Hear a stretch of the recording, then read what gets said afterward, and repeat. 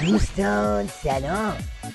آقا این قطعنامه پارلمان اروپا عینه‌هو یک گوله آتیش افتاده تو هوای ولایت. همینجوری جلز و بلز و سوز و گدازه که از حلق مهره‌های ریز و درشت نظام فوران میکنه. دیروز دایناسور نمایش جمعه رو گفتیم، حالا نوبت افخم الملوکه. سخنگوی وزارت امور خارجه گفت تصویب قطعنامه پارلمان اروپا در خصوص راهبرد روابط با ایران و تمرکز بر وضعیت حقوق بشر بی‌پایه، مردود و غیر قابل پذیرش است. خانم افخم افزود دولت‌های اروپایی در موضعی قرار ندارند که با معیارهای دوگانه و منفعت جویانه برخوردهای گزینشی و نجات پرستانه با واقعیت نوین صحنه جهانی برای بقیه دنیا تعیین تکلیف کنند. خودمونی این افخم الملوک کابینه شیخ پری هم خودش یه پا عنتری نژاده ها. سلسله اعصابش طوری به ارتعاش افتاده که لبخند بنفش شیخ پری رو پاک فراموش کرده. بابا پس چی شد اعتدال؟ تو که اینو بگی اون وقت سردار سرتشتک نقدی چی بگه؟ اتحادیه اروپا از چارپایان بدتر هستند. در قطعنامه میگویند حق ندارید اعدام کنید و میگویند بیایند در ایران دفتر بزنند. شما غلط میکنید که در ایران دفتر بزنید. آقا سیدعلی کجاست بیاد به این یابو علفی دهنه بزنه؟ جان پای بساط زرخوریه. گرفتم. راستی صحبت چارپا شد. خب واکنش چارپایان ولایت درباره این قطعنامه رو هم ببینیم. نمازگزاران هم در اعتراض به این اقدام با برپایی تظاهرات قطعنامه ای را در محکومیت این اقدام اروپا تصویب کردند.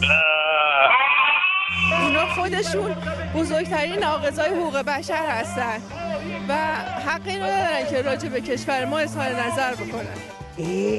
پس با این حساب همشون محاربن نه؟ اگه اینطوره خب پای پیاده بلند شید برید استراسبورگ، بعد اعضای پارلمان اروپا رو بیارید تو نمایش جمعتون به فتوای عظما حد بزنید. فکر کنم اینجوری میتونید راحت حق ناقضین حقوق بشر رو کف دستشون بزنید. اگه دنیا دست من بود راستی که خیلی خفم بود، بهترین لباس دنیا ابا عمامه من بود.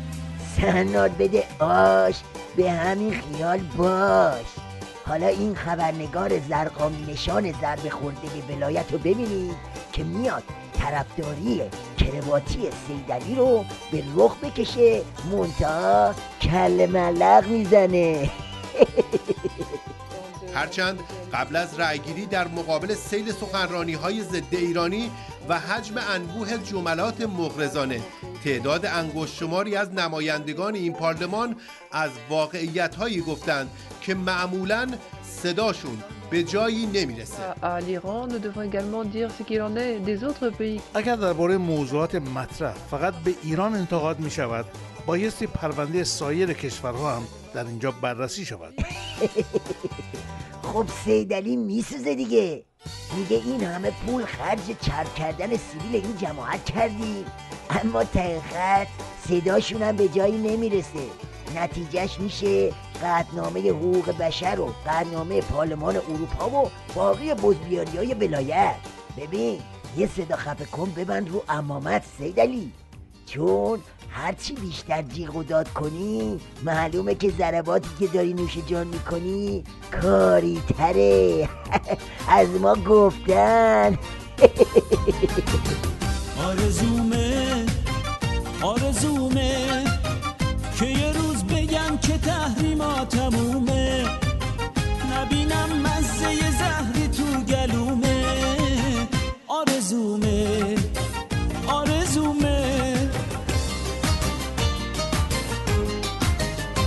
زهر خوردم آخر بی اراده، آخه مصیبتم خیلی زیاده، آخه مصیبتم خیلی زیاده.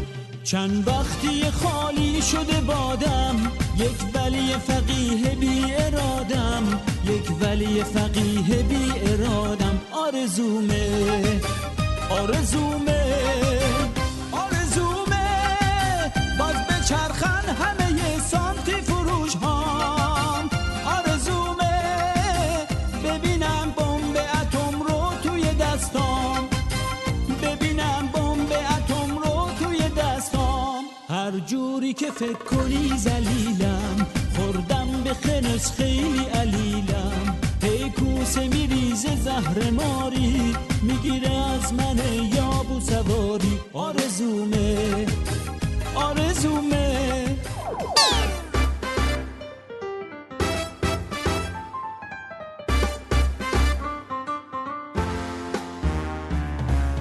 رقصای داغ و شفاف